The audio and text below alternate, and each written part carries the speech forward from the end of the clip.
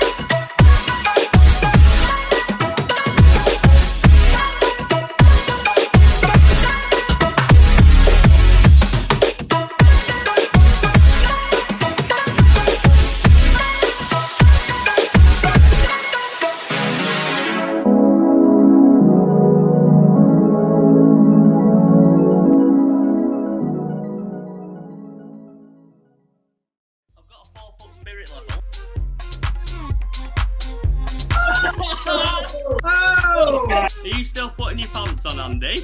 Hands off.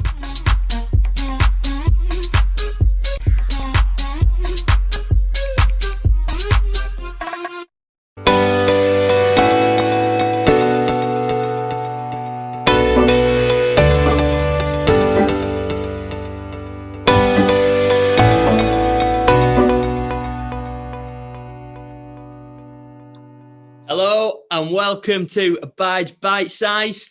This is our lunchtime session. My name is Ali. I think some of you have probably already met me if you came to Ice Cream Breakfast and saw us about yesterday. But I'm glad you're here. I'm glad you are able to join us and to view on YouTube. Like I said, it's just great to have you guys here. Welcome to our lunchtime session. Get involved in the comments.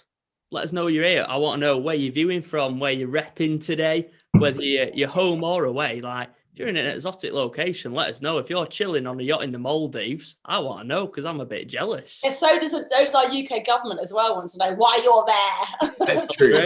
Maybe don't grass yourself too much up. Drop yourself.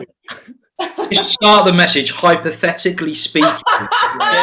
Could be. No, tell you what, like to be. Tell us where you come for a from, friend. where you'd like to be right now. That's maybe the way around that. Be a beautiful Well, that took quite a turn. I wasn't quite expecting that. Keep it legal. Keep it legal. To be honest, I'm not sure I can even spell Maldives, so you're already doing better than me.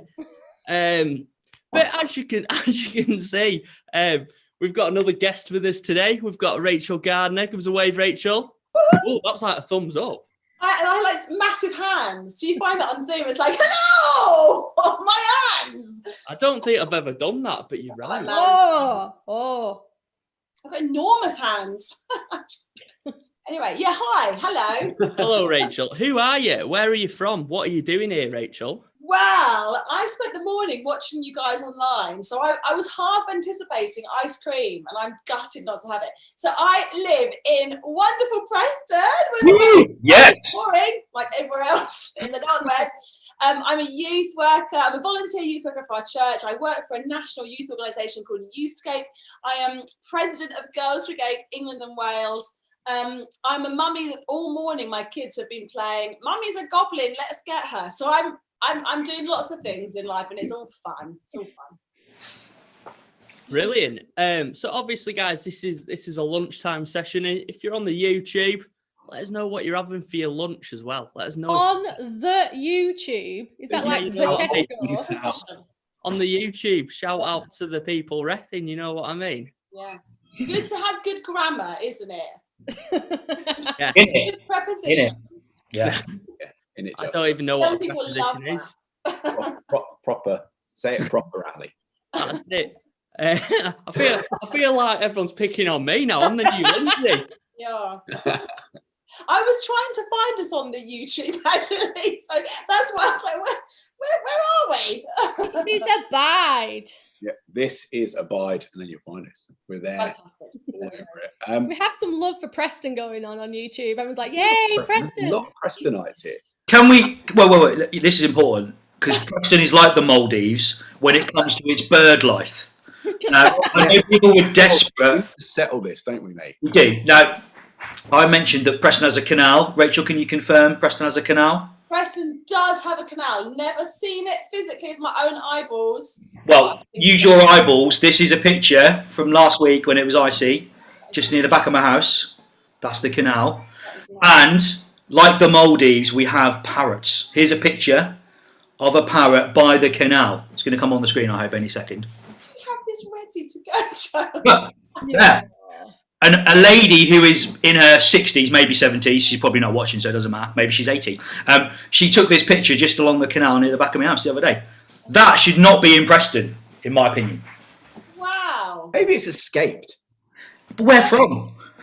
I don't know. Maybe people keep parrots, don't they? Maybe they just maybe it flew out a window or something. Set it free. Set it free. Yeah.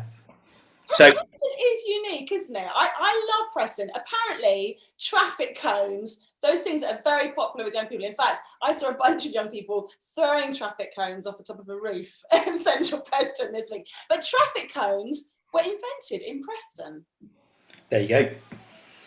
Isn't that what Also, amazing? when I moved to Preston, then my next door neighbour said to me, "Why have you moved here? It's the wettest place on earth." No, I disagree with that. I've just moved to Chorley, and it's not like it's rained every day since we moved in. So, Do you know, I think Preston Facts is why people tune in for this sort of concept. Yeah. Oh, yeah. It's just like, tell me more about Preston. Anyway, it's a good place. It's a very good place, Joe. it is. What are you guys eating, by the way? What were we all up to? What have we got on the go? I was on noodles, Ooh.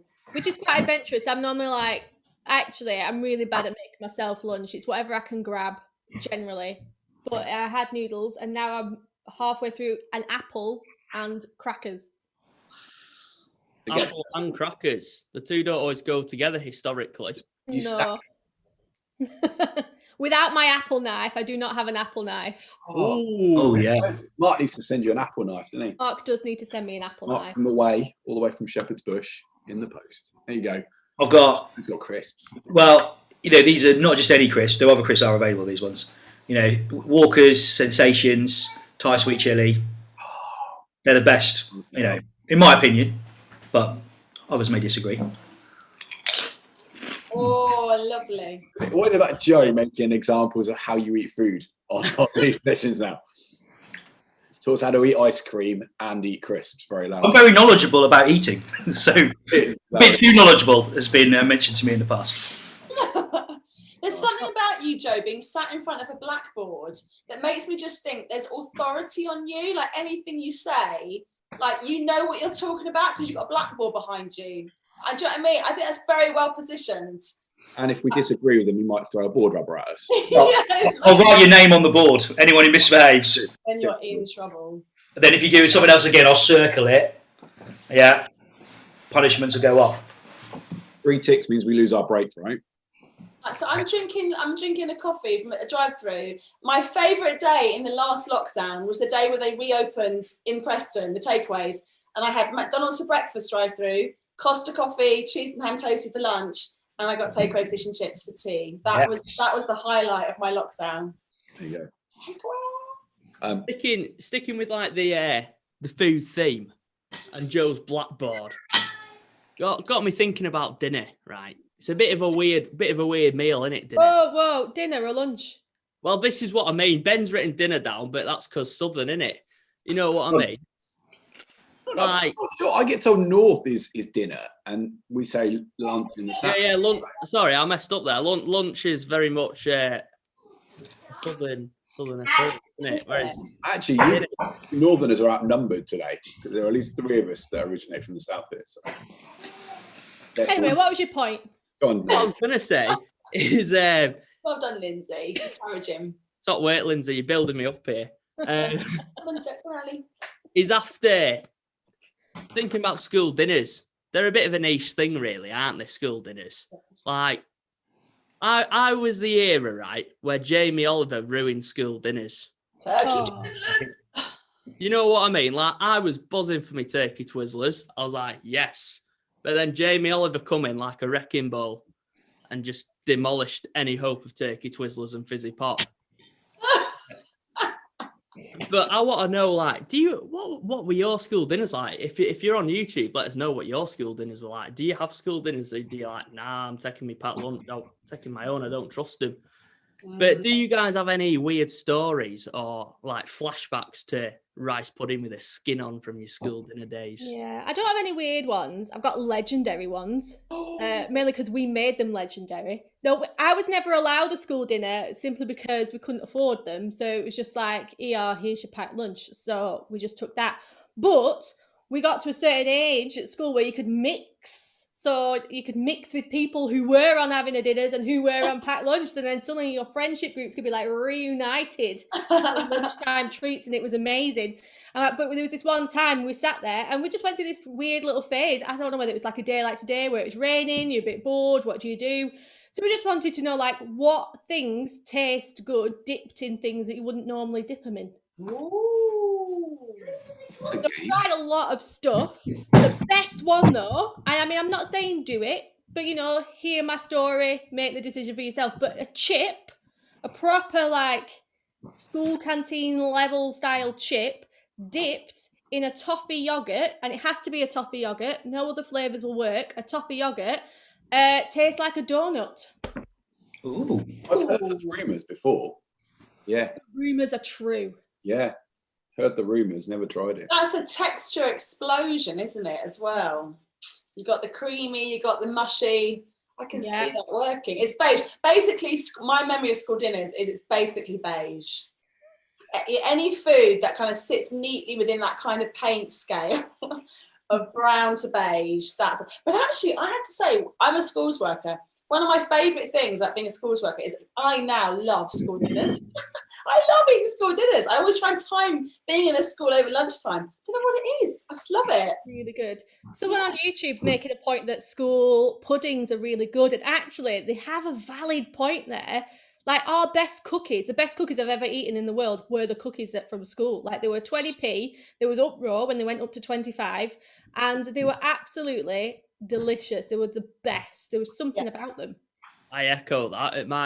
When I went to secondary school, they used to like bake them, and if you got them at the right time, you get them warm. And chocolate was a bit gooey in the middle and stuff. It was class. What about mid-morning toast? That's always a winner, isn't it? When schools do mid-morning toast, can you imagine being the person that's like buttering like 2,000 slices of toast But like, it's amazing because it all drips through. They used to use a palette knife at our school. They had like a massive tub and they were just like ramming it through like that. Or like one of those cement things that like dry cement and just like the big rollers, some butter on it, just roll over the bread. You know, like in other countries, schools don't do school dinners. They send kids home for like a long lunch break. Do you think that would ever fly here? I don't think it would. We're too wedded to our school dinners, aren't we? Our canteens. The rite of passage. Institution, yeah. I just don't think I'd go back to school. I'd be like, I'd get at home. You'd watch Home and Away and that'd be it. Yeah, settled. Lounge pants are on. What about you, Ben? Any weird school things? I want to slightly chime in first on this cookie debate. So the school I went to, it was hit or miss the day you got, because if they depended if they remember to put the sugar in or not. So you got either a sweet cookie that was really nice. One job, they did do it. Right, and it was kind of, I think it hit or miss. It was end of the week. It was end of the week, and they'd run out before like the next delivery. They just wouldn't put as much in. And next thing you know, you're eating what feels like cardboard. And then the next week, but then, yeah, I mean, I moved school a little bit growing up because we moved house quite a lot. But so I was in Norfolk, and my middle school was brilliant. You could literally have chips every day, but it was like almost like an air raid shelter building. Yeah. So you kind of went in, and it was like all of the kitchen was down the side. You queued up with a tray. You felt very, very kind of mature in year 4, being able to do that. But then every time, I mean, to be fair, why are they offered anything else when you're giving a year 4 to year 7, giving them the choice of chips or pasta or something healthier? Like literally, they just made thousands and thousands of like portions of chips, and they'd always run out. Yeah, the supply chain was never very secure, was it really? No. But yeah, I mean, my best memories of school dinners, by school dinners, what I mean is when I was in sixth form, there was a Morrison's the other side of the field. And we, in my school, because we were part of a consortium, we had the longest lunch break in the world. Wow. And Morrison's at the time had this thing, and I don't know if it's true about supermarkets now, probably they will have them. They always had a deal on the kind of half-litre tubs of ice cream. All I'm going to say is four lunch times out of 5, I think I had half a litre of ice cream for lunch. Oof. So, I mean, that's excessive. It might explain my love of ice cream. Didn't do us any harm though, did it? Do you know what I mean? No. We lived in the dream. We survived. I mean, don't get me wrong, by 3 o'clock in an afternoon, I was no use to anybody as a crashed, but Can I just talk about morning hot chocolate? Because obviously I've been in London for about 25 years, moved to the north just before the first lockdown. In these past few weeks, I've been supporting a high school COVID testing young people that are in high school. And because all the windows have to be open, and because these young people are going to spend a day basically sat huddled behind a screen, this gorgeous lady called Gwen, in like one of these canteen ladies, she makes them all hot chocolate, and she pushes around a little kind of steel trolley, and she gives them hot chocolate at 9 a.m. And so I'm there, and it's the best hot chocolate ever, like school hot chocolate. So there's genuine perks, won't it? Oh, it will be. And also every time I go there, obviously it's leaking because I know where she's been, because I can just see this trail of hot chocolate down the corridor. And it's such a big school, I always get lost. I just follow Gwen. I'm like, follow the trail of hot chocolate. It'll lead me somewhere good, life-bringing, a bit like Jesus. Awesome. I think we've just won like Legend School Award. Suzanne says that her high school did homemade Danish pastries. Like That's state-run school. Come on. That's incredible. What school is that? What school is that? Does it still happen? Going there. I tell you what, Amazing. I reckon I might be able to top that one. Go on, do it. So at my school, right, we used to have a farm on our school. What? Yeah, and we used to raise the animals, and then we would eat the animals in the canteen. Circle of life and all that. So like your Sure, bacon I butties believe and that sausage story. butties would have been grown on the farm at school. You can buy Ripley sausages, can't you? You can. They Legit. sell- Charlie, where did you grow up? Was it in Guernsey in the 1940s? Like, where did you grow up? Big time Lancaster, the LA one. Oh, wow. That's great. Before we move on from this, I want to give it's both a shout out and a slight kind of concern for primary school dinner ladies.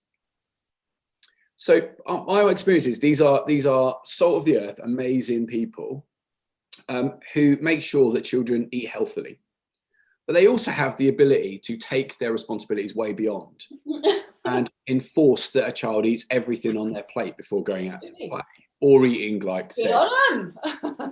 And on one hand, that's great, but I have to feel for some children that don't like peas. We don't all like peas, but there's always a child sat in a hall in tears being force-fed peas somewhere. That is my lasting memory of primary school. We could start some rumours about that as well, couldn't we? I think we should move on from the dinner ladies. Yeah, I feel like Ben's just unleashing his own childhood trauma on us here. There's always some child eating peas. Me. Being forced. I love peas, actually. It was always my friend who you're waiting for outside. Oh yeah, that's true. Me. Did you pee on the table? Was that? That is a note to move on. Nice. So you go. Any other dinner and canteen stories? Chuck them in there. Did anyone be involved in a food fight, by the way? Has anyone been involved in a food fight in a school canteen? I don't think I know. Yeah, we've all lived really exciting lives, haven't we? There you go. Shall we move it on? Should we do a giveaway? Sorry, that was. You know when you ask a question, everyone's listening blankly, concerned that you might have been, and they're judging you. So today, this is all on us, folks. So no shout outs to any company that supported us on this.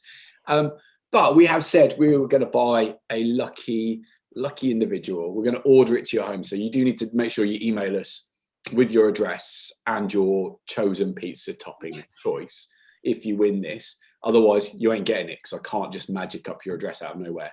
Can just send it to someone somewhere. That doesn't work. But we are buying someone a pizza today. It is going to be from wherever I can get local to you. So if you live in the country, that could be anywhere. If you live in a town, we possibly have some choice. Can you do Germany? Can you order in German in case we have a German winner? I might need some help, but we might be able to achieve that. I'm sure between us we'll be able to come up with the right words.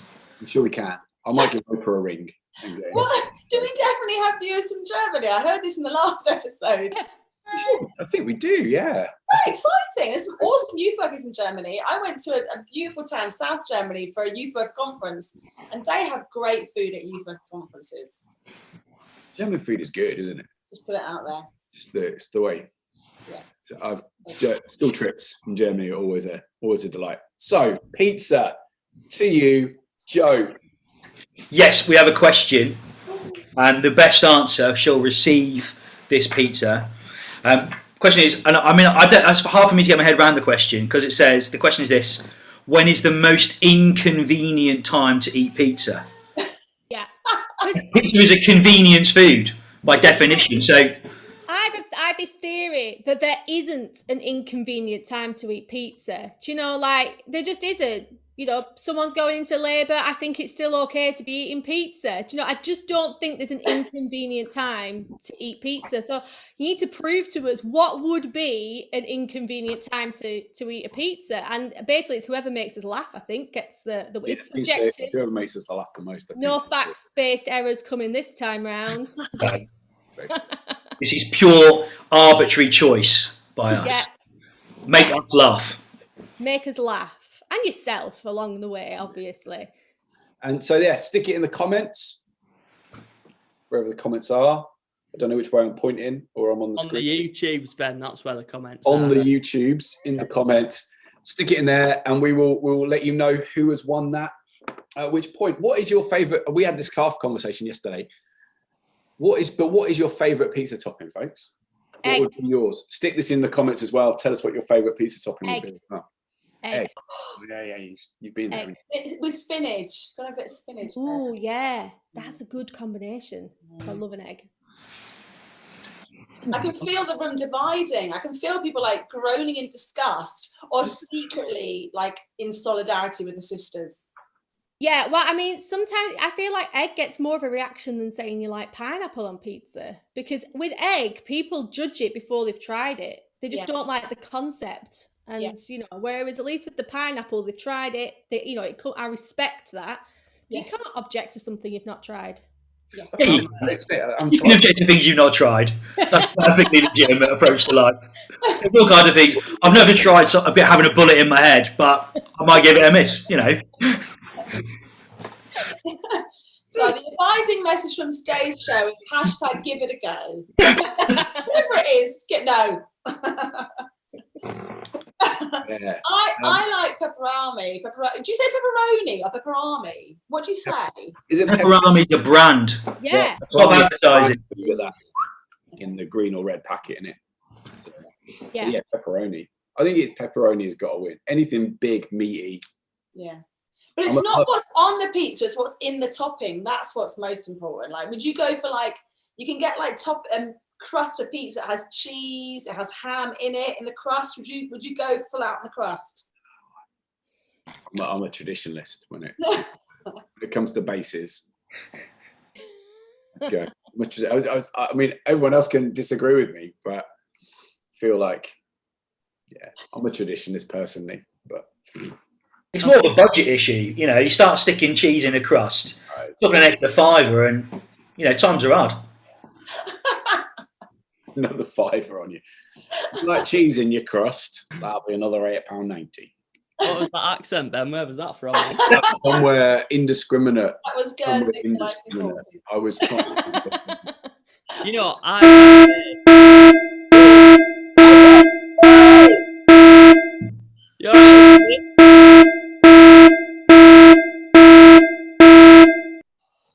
think it's worse now because now I'm sitting here in suspense because I sit here thinking we're time filling, aren't we? Oh, that means the alarm's coming.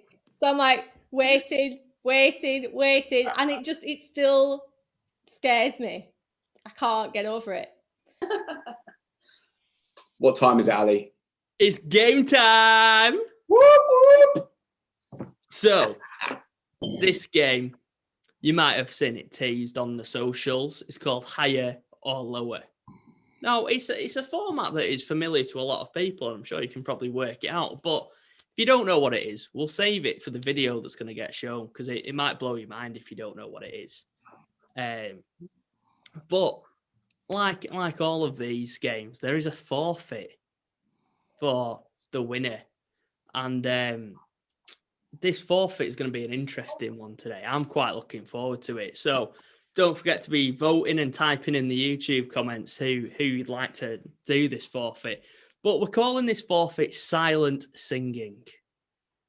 Now, I'm seeing a few confused faces because they don't always go together, silence and singing.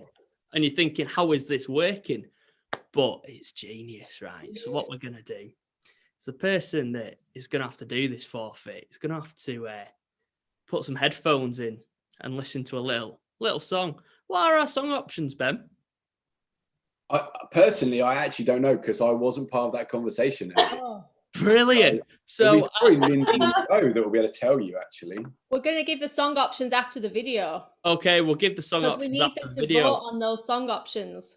Brilliant. But yeah, the basic premise is they will have the song that you guys vote for, and then obviously they'll hear the music, but we won't. We'll just hear the beautiful sound coming out of their mouth.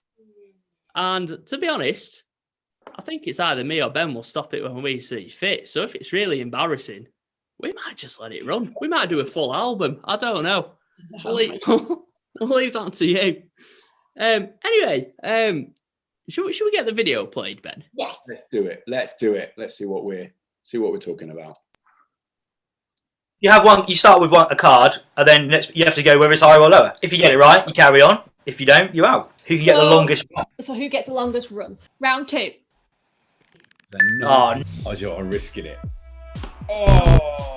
Hi, Ben. All right, next one. Even split. Slower. Machine Man going higher. Yeah. I'm going to go lower just to be different. Ooh. Higher it is. Ooh. Go backfire. Oh! Right, how many was that? 13. I did well with the game of chance. Yeah, let's play once more. I fancy winning. Even though it's a game of luck and I can't control it, I still want to win. Whoa. It's just like when I was a kid, you had to play until I won. Oh yeah. Watch this be an ace now. Ah, no, it's a 9. Decision time. Down. Is Lindsay out? Oh! Right, which way are we going to? Oh, 4. Tight. All right, we're going higher still. Yeah, I am. Yes. Oh. But I'm going to go up. I'm going to go early. You know, I got unstuck on this last time, but I'm going to go down. Yes! I told you.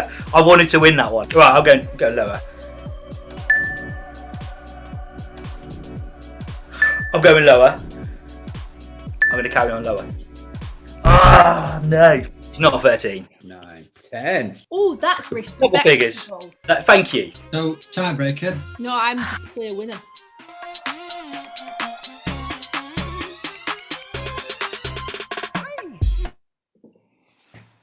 Brilliant. So, Joe, you felt like winning, did you? Yeah, and I won that go. So I commanded the physics of the cards to be the right numbers that go. I failed every other attempt, sadly. I mean, it was a bold call. No, I'm not accepting this. I feel like winning. Let's go again. I admired that. Thank you. That's good. Right, so I won, technically, but we don't know if I've won the votes yet. So now we need the song nomination. So we've come up, we had a chat, and the 2 songs on offer, is obviously between me and Joe, is either Into the Unknown or This Is Me. So quickly, you've got like 1 minute, type as your votes as possible into the comments which one you want to see the actual voted winner sing. So yeah, in there. I also like Lost in the Woods from Frozen. That is good. Strong. Lost in the Woods. If you guys had a choice, what would you sing? Because this might influence the vote. I mean, for me, I'm more familiar with the Frozen one, just because I got a daughter. So Yeah. Likely excuse. Lindsay? Well, do you know what? It's probably safer if I sing Into the Unknown because I've not yet sung along to This Is Me without bursting into tears. I don't know what it is, but it triggers some emotional thing. And then I also decided one day, this is before lockdown, so I don't know why I did this, but I challenged myself to learn the dance to it. So I did actually know the actual dance. This Is Me? This Is Me, yeah. Oh, I want to see you sing. Oh. Just sealed your fate, Lindsay. If nothing else, even if Joe loses this vote, i.e. he has to do the forfeit, how many? Just put yes. We want to see Lindsay. Yes. Yes. He drops herself clean in that. People. Yeah. Stop with it, Lindsay. I have my favourite character. There's a woman in gold. I think her character's called Woman in Gold. And she has the most fantastic gold dress on in that particular thingy. And I just think I'm her. So like when I dance, I think that I am her. And I did actually film myself once trying to do it. And I was like, no, I am not a professional dancer. I thought you were going to tell us you'd ordered the dress and you actually had the actual dress from the film ready to put on. No, I did actually go to a sing-along Greatest Showman, where you all sing along and they have like a big thing, and then you're all meant to come in fancy dress as well. So I dressed up in a big gold dress like hers, and honestly, Lindsay, this is not helping you not get this. I know that's what I'm doing. I can't shut up now. Crying dance. Someone wants me to do it now just because they want the crying dance. Thanks, Mark. Everyone is changing from Into the Unknown to This Is Me purely for the crying dancing. I think. What have we got? 1, 2. You have to find the woman in gold. I can't find her. Oh, I'll have to send you a picture later on. Yeah. Right, so it's looking like Into the Unknown has won by like 2. Hang on. No, everyone's changed their vote. Yeah. Just change their vote. Changing my vote. Change my vote. So yeah, there's 2 people changed. I think we're on. So this is We're me. on what? This is me. The problem is we're all just a panel of exhibitionists, aren't we, really? I mean, none of us are feeling any sense of fear about having to sing to complete strangers. We're all like, yeah, I'll do it. No, I'll dance and do it. Lindsay's looking more and more nervous the longer this goes on. Linz, do you want to give us the results though, mate? Let's see who. No, I don't actually. I think we can do this time, can't we? No one needs to know. Who won? Lindsay won the game because she got 13 cards in a row. Joe got 10. But who won the vote? Okay, so I don't know why I encouraged you all to carry on voting, but I won that one. Get your gold dress on, girl. I think you need to headphones on. Yep, the Are sound. you dancing this out as well? Or are you just singing it? Oh, dancing as well. She knows the name. Surely, if you can dance it, you've got to be able to do the two, right? So it's only for 30 seconds, but I don't know if she gets going until like after I that. love it. You're suddenly a lot louder as well. We can run it for the 3 minutes if you want. Yeah, I think so. We're behind time, so we're all good. We've got time to play. No, I'm joking. It's locked up. It's not going anywhere. Lynn, you ready for this, mate? Right, these are noise cancelling headphones, so you're going to have to give me a thumbs up when it's ready to go. Okay. I love her sass. I mean, she's got it. Gentlemen and ladies.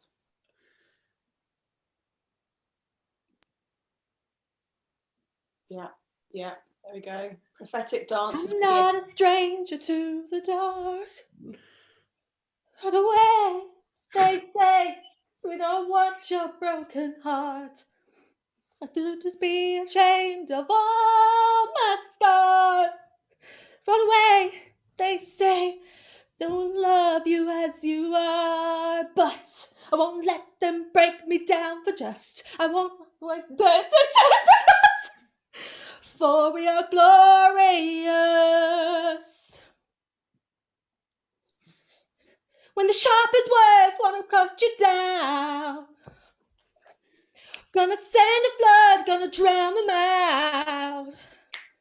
I am brave, I am bruised, I am who I'm meant to be. This is me. Look out, 'cause here I come. Good work, good work. And I'm marching out to the groove. I'm not scared to be free. I with no apology. This is me. Woo! She's gonna do the my thing. backing vocals.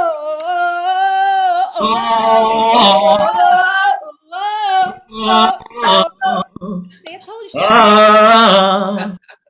Now segue into the. Trying to mix it. There we go. That was great, mate. You got a Good minute. work. That went on quick. Well, For me, you You guys did might that a just minute, mate. going enough now, Lindsay. You're my Shiro. Seriously, I'm going to model my life on you now. Good, mate. Good work. I have watched back every single one of our lives, and I'm telling you now, I'm not watching that bit back. There you go. Well, ladies and gents, when you hear that Lindsay has in fact left the Board of Education in Blackburn Diocese for a theatre career, you know where that started. Right here, right now. Record contracts. Hang on, my email's gone mad. youth@blackburn.anglican.org. Can we have Lindsay, please? Sony. The other ones, because I can't think of any off the top of my head. What if Hugh Jackman's watching and wants to give me my big break? What was if Hugh Jackman is watching? Sure he is. If We'll you have want a to word with Hugh Mark, because Jackman, Mark knows him, doesn't he? Mark from the Way knows him, so we'll have a word. Anyway, Ali, my friend. yeah, so we're going to try and move on past Lindsay's quite dramatic performance. I'd move on quite quick, yeah. There's a bit of me wants to fester, but I think it's best we move on. So today we're going to be looking at another story from the Bible that revolves around a meal, and we're going to be looking at Luke 7:36-50. It's Simon at the Pharisee's house. And have you guys read the passage? I'm the Pharisees. Go. Yeah? Cool. Yeah. Are there any thoughts that jump out at you from this passage? I was actually nearly in tears with this passage. I don't know why I'm a bit sad today. Clearly, everything's just making me cry. Maybe it's reliving my dead granny. I don't know, but there was something really authentic about it that struck me. But it was the words. I ended up writing it down. Was it the sinful life of the woman? And I just thought, by sinful life, are they making? Has she made choices or life choices or things that have happened to her that like society just didn't approve of? And was that sense of rejection quite strong in her, that maybe she just didn't feel like she was worthy? And then here comes Jesus, and actually this moment of she is worthy. And it just reminded me a lot, because like the past few years I've had lots of issues with friends and things, and them a big group making me feel like every choice I made was wrong. And that sense that no matter what, in their eyes, that choice was wrong. And that made me then feel like, well, then I'm not worthy then to be even your friend. Like, why would you want a friend like me if I can't even make these choices that are right? And it was all kind of, in the end, a bit subjective. But I remember getting to this point where it was like my darkest point of feeling like I can't be loved. I shouldn't have friends, and like even pushing people away. Like I had opportunities for new friends coming into my life, and that feeling of, well, I'm not going to open up to you because I don't think it's safe for you to come near me because you don't want me in your life. Like I'm just going to be bad. And I remember having that, and I was in the middle of a conversation with someone, and then this random person just comes right up to me, interrupts the conversation. So instantly I'm thinking rude. But then she just looks at me square in the eyes and goes, do you know how worthy you are in God's eyes? And I was like, whoa, like, where's that come from? And this like bowled over moment. And I was like, no, I don't. I'm seeing myself through the eyes of a very particular group of people who've made me feel a particular way. And I'm not seeing myself through God's eyes. And it was that moment of knowing that actually, no, I am worthy, I am loved, and God's going to welcome me. I just need to go back to like seeking him. And there was something about that, just, I know it's only 2 words, but there's just something about it that just triggered like this whole like outpouring of emotion at that moment in time. And I've read that verse so many times. I don't know why in reading it again for this, it just made me go, it did. There you go. It's my story of woe. I love how Luke writes his story, because I think of all the people that write the biographies of Jesus, I get the feeling that Luke is the one that spends most of his time hanging out with the people that Jesus hung out with. So when Luke says, oh, just so you know, she lived a sinful life, I don't think he's saying, oh, she's a horrible sinner. I think he's just saying, you guys need to really recognize how absolutely extraordinary this is that Jesus welcomes her, because like there's stuff that's going on in that society, that culture, and she's transgressing all of those codes, all those boundaries, either because of stuff that's done to her that she's the victim of, or and maybe how that's produced in her. But I think Luke is just using it as a kind of a to trigger us a bit, actually, to say you need to realize how bold Jesus is in welcoming us, and how he absolutely does not play the legalistic game. And when the guys around him, it's so patriarchal, it's all men around the table, probably being served by slave boys and women, and they're so like, oh, look at us being so holy, and Jesus is like, I'm not playing that game, Simon, like I'm not playing that, you know. And I just think, because obviously there's stuff in her life that has hurt her, and she can't resolve it just by thinking nice things about herself. You know, she can't believe that just by saying, I think I'm okay. She needs a power outside of her to say, you are forgiven and you are restored, and whatever this is, it's not controlling you, it's not your identity. And so my thing that I love, and I wonder what you guys think about this, is where Jesus says to the men around the table, have you seen this woman? And on one level they're like, of course we've seen her. She's like transgressing every boundary. She's the only thing we're seeing. But Jesus is like, no, but you're seeing her as a problem, and I want you to really see her. And I love that. I love that Jesus just really sees us. Yeah. There's something so authentic about the moment, isn't there? And so real. It's like, it's raw. Yeah, it's beautiful. It's beautiful. And what about you, man? Anything from you? I have to confess, like, this is such a powerful story, And I think it can speak to us in two different ways. I think there's something very much about, bearing in mind this morning we talked about grace, we talked about Peter being restored when Jesus met him on the beach and had breakfast with him, and there was a restoration that took place there, and we see that here within this story once again, that there's this woman that is deemed sinful by her society, is said, like, and Jesus says, no, like, I forgive her. And there is something that there's that kind of, and I'm always struck by that, that bit where he says, like, when your debts are forgiven, when you were forgiven more debts, like, actually, how much more thankful are you? And I think there are times where like, actually, we probably sometimes can fall into Simon's camp, where actually we sit there and we look at people, and we can sit there in like in a sort of a holy bubble potentially, or we sit there thinking, oh, I've got this all together.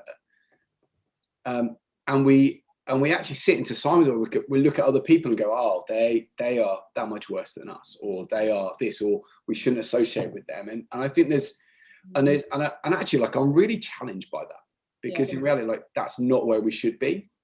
Like, the church should be the place and the people that meet everyone, like the most oppressed, the most sinful people, the people that are like on the pushed to the extremities of society. In reality, like, Jesus loves those people, and we are called to go and meet them. And yet, so we can retreat into a kind of a holy huddle and go, ooh. And I just, it so challenges me, not because I feel like I'm always in Simon's thing, but it's so easy to trip into that. And sometimes find ourselves, and we've got to, I guess in reality, we've got to say, okay, so if we've been forgiven, however much we feel like we might be in a good place now, we've been forgiven so much, and Jesus died for us, and he rose again so that we could know relationship with God, and because of that, there is grace for us. And if that's where we find ourselves, then actually we, like, our call is to be known to love first. Like, that's what Jesus says. He says we're to be known by the way we love. Like, that is what is meant to be the hallmark of our faith. That is to be the hallmark of our Christianity, and therefore we're to expect that love looks like grace. That love looks like going out of our way to serve people, going out of our way to share his love with those people, and quite often it looks like a practical way, and it also looks like a way that looks uncomfortable for us. And I think that's so big. And so that's I think that's where I land in that. But it's weird, isn't it? Like, there's those two stories within this one passage. I wonder whether Luke is saying he almost deliberately uses the word she's a sinful woman to kind of parallel that actually the more dangerous sin on one level was the men sat around the table thinking, we're sorted, we don't need God. I'm always wonder whether Jesus is deliberately, because I think sometimes as a church we get obsessed about certain misdemeanors, sex, money, the really obvious ones, and we don't pay enough attention to the selfishness and the greed in our hearts, our lives. And I think I love your challenge, right? We need to love everybody, but also say, sometimes I am Simon sat at the table going, well, at least I'm not like watching porn as much anymore, or at least I'm and so actually I'm fine. And Jesus is like, no, you all need me. Like, you need me as much as somebody who is obviously in need of me. You need me too. In the first lockdown, I did a bit of work with the sex workers in central Preston, and right at the heart of the lockdown, it was really hot days. The only people wandering the streets of Preston were really dangerous criminal drug pushers and really vulnerable women who were sex workers. And there was one afternoon where I sat on the stone steps outside the Minster with a woman who was just so obviously vulnerable. You could just see it all over her. You could see that men were misusing her and all the rest of it. And I sat with her and thought, sitting next to you makes me feel super uncomfortable. What if somebody walks by and thinks that I'm with you? Like, all of these thoughts are going around my head. And I was thinking, well, actually, I'm not, I don't do what you do. And then I thought, if I realise how strong God's love is for this woman, even with all that's going on, he loves her as she is. And he loves her too much to keep her there. He wants to bring her into freedom and flourishing and wholeness and boundaries, all the rest of it. But oh my days, God loves, and I think when we as you know, as young people, it's difficult sometimes to put ourselves in situations where we are with some of the most difficult things in life. But the moment we get close to people who are not like us and we go, actually, Jesus, you love them too. Like that builds our faith massively. If we're just stuck in the doors of church, I think that can be quite hard. But the moment you take that out of the doors of church, your faith grows. I think it's powerful. And there's something in that, isn't there, that's around, so like what Lindsay said right at the beginning about worth and understanding our own worth. And I think there's, in lockdown, it's been really big in terms of kind of like almost self-care, make sure you like look after yourself, that you know that you are like, you're in a good place. And I'm all for that totally, massively so. And I think it's a great challenge to us as individuals, that actually we start to see ourselves through God's eyes. So we choose to see that worth. But equally, it's saying, it's a challenge, isn't it? It's that thing that says, actually, like when we show up in those situations, when we're in those places and we find ourselves kind of being like Simon is going, all right, God, show me what you see. Like it's that internal little prayer that says, God, show me who you see. Show me the person that you've made this person to be. Like I want to see them how you see them. And I think that I have to confess, to the times that I find myself there and I've done that, like God just opens up conversations. He opens up moments of just seeing something so profoundly different to what I expected, and I showed up kind of expecting. And I think this, and so it might sound like there's a lot of challenge in this, but actually there's something about just going, like, just it's a simple prayer that just says, God, I want to see how you see. I want to see, like put it in cheesy languages, like I want God lenses to see the people around me, and that's huge. And I think this story just resonates and it kind of resounds with that sense of going, okay, God, let me see people as you see them. Can I ask a question? Because I've got a question about this passage. I'd love to know what you guys think. So it's Mental Health, Emotional Wellbeing Week, isn't it?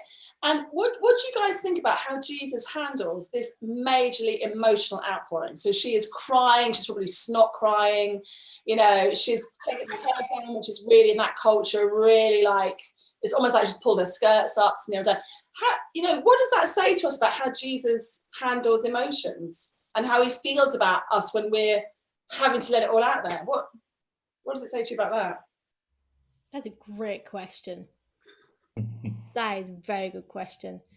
I like it that he doesn't tell her to like get over it or say like, oh look, there's the woman like being emotional or anything like that. He just lets her kind of like be. We've got a very emotional my youngest is we're having to like help him with his emotions at the moment, and it's learning that like when he's in that big wave of crashing, like when it's just really letting it out, it's not trying to like reason with him at that stage. It's not bringing shame or there's none of that. It's just I'm here, like I'm here, and you be you right now, and then we can talk about it like in a different place. And it's almost that kind of situation going on there. That sort of just he's just there. Yeah. He does even more than that, doesn't he? I think he uses her as an example. This is what strikes me most about this is I feel really rebuked by her. So it's not just that Jesus wants us to look around and see how much he loves them. I think often it's the people on the edges, and in Luke's gospel this happens all the time. It's the people on the edges show the greatest faith. She's an example of faith. And I find that hugely challenging. So when we look for people who we think, who are the really faithful ones in our church, we often look to the youth workers, or people like you, Rachel, or people like Ben, who's our diocesan youth advisor. We look to the people at the front.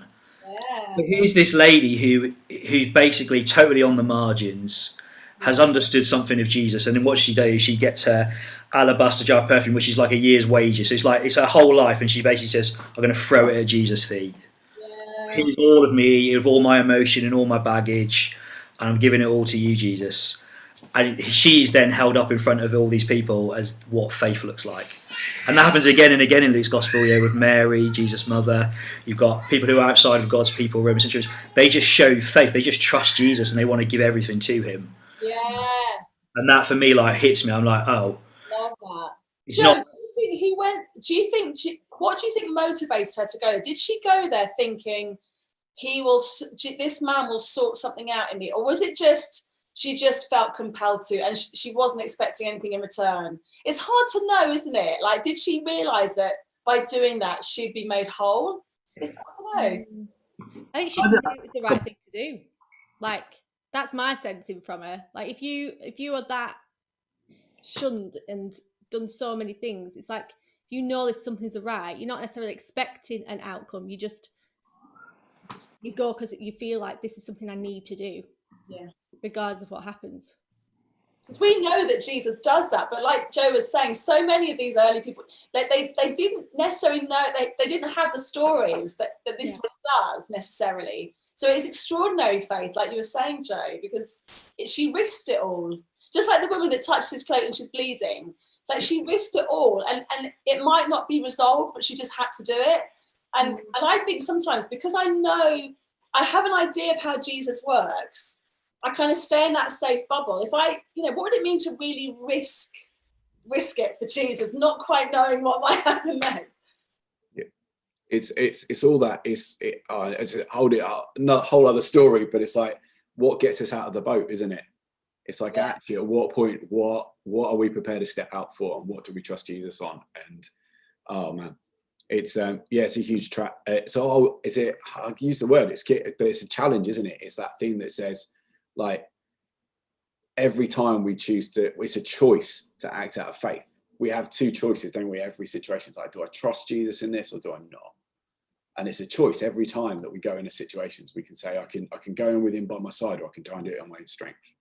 And so often, as we've touched on, like, we can find ourselves going, oh, if I do this in my own strength, like, it will be all right. But in reality, like, for those of us that have been on a journey with Jesus, that know him, and actually when he's by our side, like, there's nothing quite like that. There is nothing like that.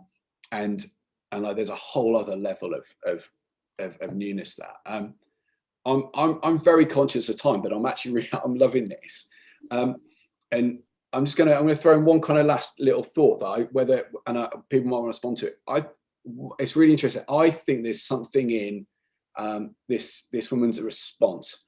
There's about extravagance, massive extravagance, and the kind of the community and the church communities I've been part of. There's a high emphasis on worship, and sort of song worship, and something about extravagance that. It's about, like, what does extravagant worship look like? Like, if worship is our response to what Jesus has done for us and the love that we've encountered in him, like, what does that look like? And what does that look like every day? It doesn't look like that in an auditorium with a whole bunch of people, because in lockdown we're on our own. What does extravagant worship look like for us every day when we show up in our bedroom, in our lounge, in our wherever, in school? What does that look like for us, and what can we take from this? We're not obviously going to be able to pour perfume on Jesus's feet in our living room, but you get where I'm going with this. So just sort of throwing that out there. Anyone want to grab it?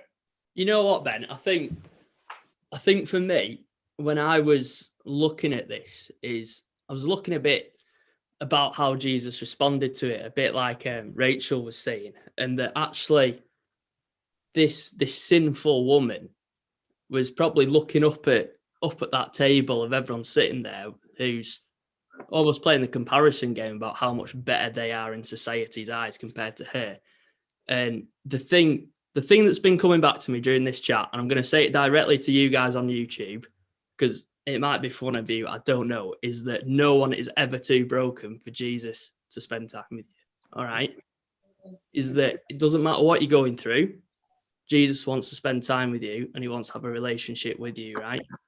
And just like that lady who was thinking these guys are so much better than she is, Jesus made a beeline straight for her and wanted to spend time with her and wanted to be with her.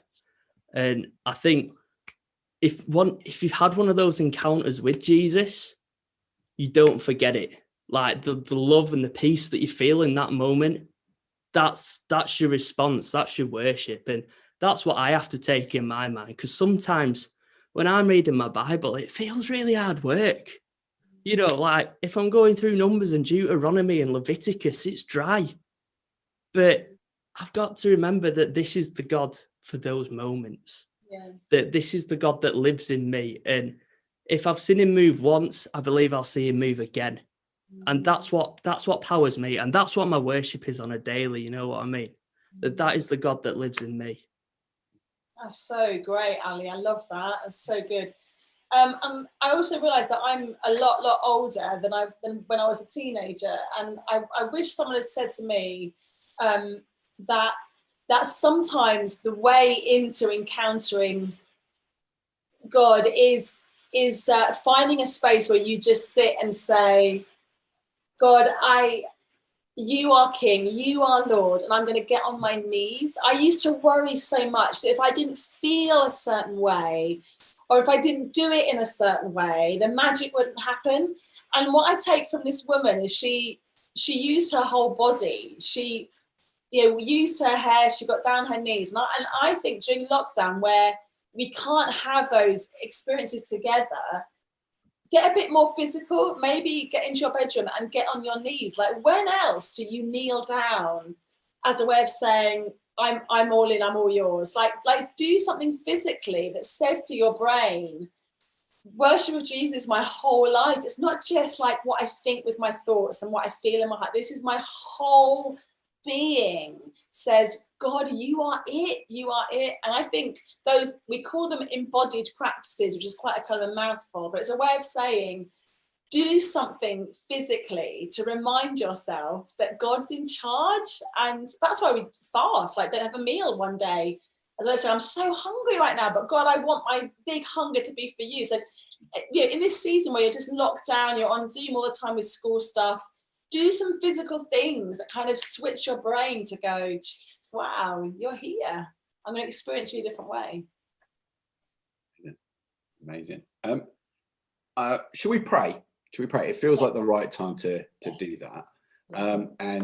And I feel like there's a whole host of stuff that we could pray about. So too, I'll pray, and we'll if you're sat watching us and there's stuff that's just you sit there going, that's me. Like, I just pray with us, and just open your heart to God and say, God, I want to meet you in this moment. I want to meet you here, and that God, I want to I want to know that grace. I want to help me to just put myself in those positions. Anyway, let's pray. Father God, I thank you for this time. Thank you for the words that we've heard, the things, the wisdom that's been in this conversation. Thank you for just that encouragement. Thank you that we know that with you we are worthy, God, that we have value. God, thank you that you speak that over us, that we know that we are beyond. We can never imagine how much you value us and the worth you've put on us. But God, sometimes we so can't see that in ourselves. We so can't see that in others.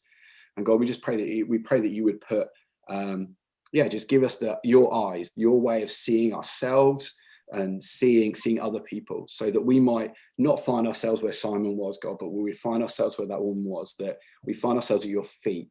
But God, that we start to see ourselves the way you've made us and the way you see us.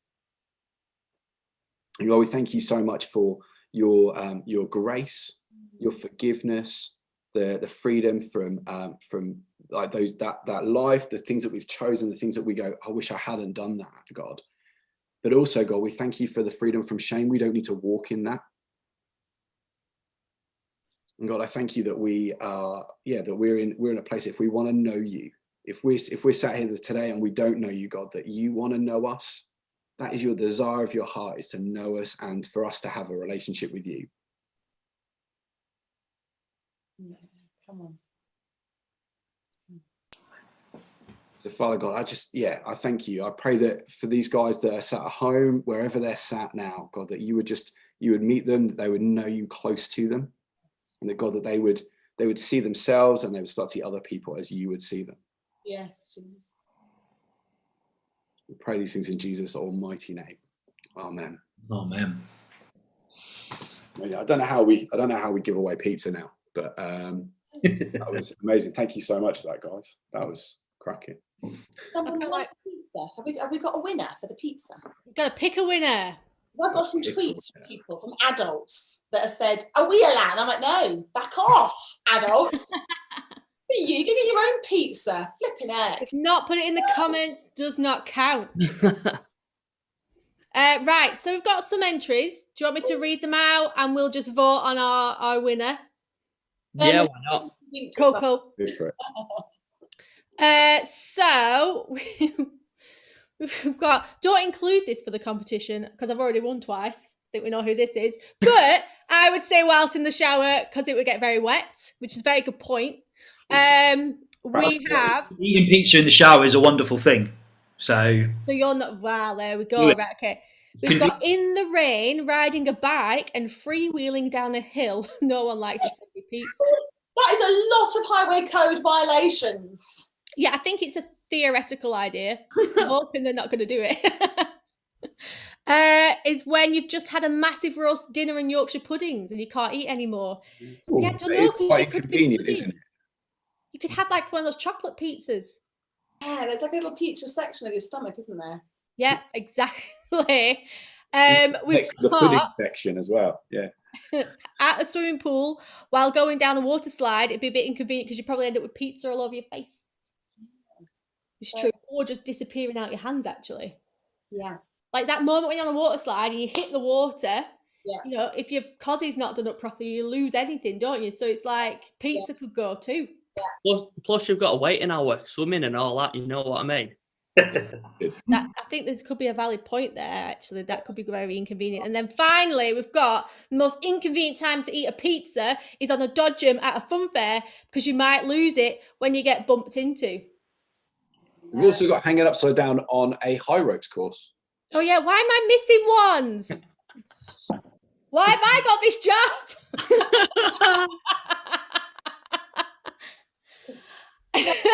Sorry, I was once on some dodgems and someone was changing a child's nappy on the dodgems and the nappy went everywhere when they got hit. It was That's disgusting. grim. That's great multitasking though. What about like a really inconvenient time as you're about to perform surgery on somebody? No, because you need the energy to get you going so you don't get cramps in your muscles. Yeah, you might accidentally replace an organ with a pizza, you know. Exactly. If you've just scrubbed up and you're in. Pizza. Surgical carnage right there. All right, what do we reckon? Because we've well run over time for this one. But I'm voting dodgems. I'm voting swimming pool. I'm swimming. Yeah. Dodgems. Oh, Ben, it's on you. It's on you, Ben. That was deliberate. No, you did that so quick, Joe. It's on you. You know what? The thing is, I read those earlier and I was like, yeah, I would not eat a pizza on a dodgems. That is just, so it's dodgems that win it. Right. So, Anyways, it's Erin who's won. Erin. Or Erin's sister, in fact. So, so yeah, Erin, I'm going to stick an email in the chat. Send us your details, like your home address, so we can, or where you're going to be tonight to order that pizza to, and we will get that to you. Just also, when your email, tell us what topping you want, what kind of pizza you want. Flavour pizza. What flavour pizza? All right, I'm still in ice cream mode. Leave me alone. What sprinkles do you want on top, darling? Sprinkles.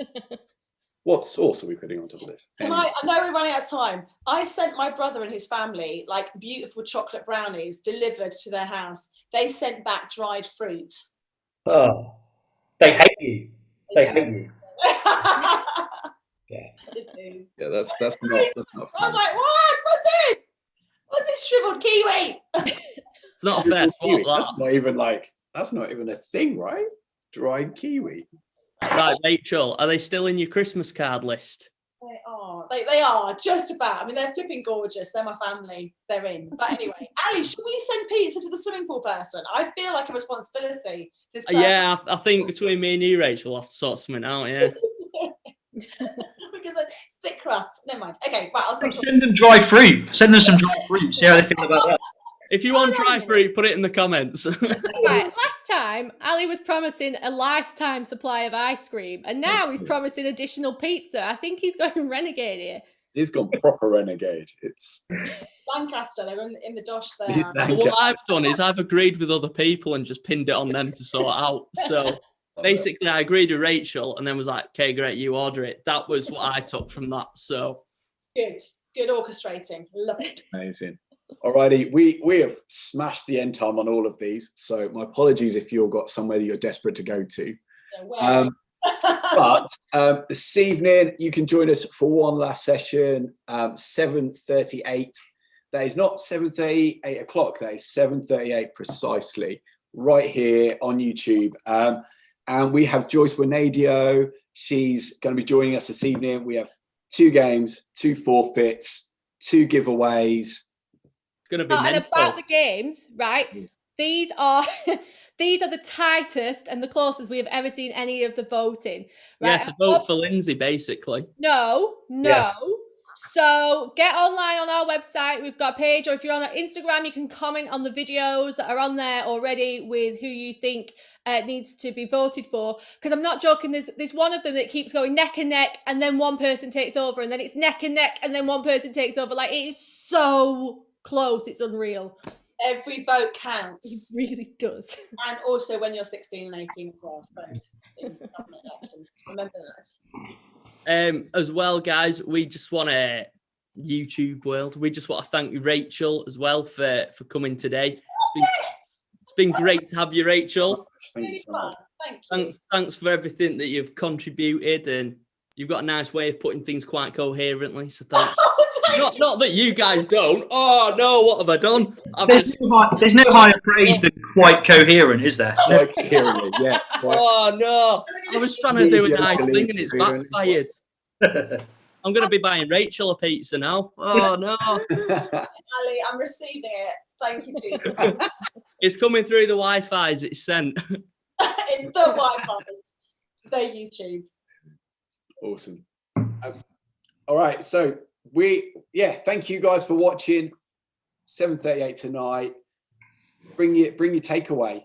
We're having takeaway. Come join us. See you all later on.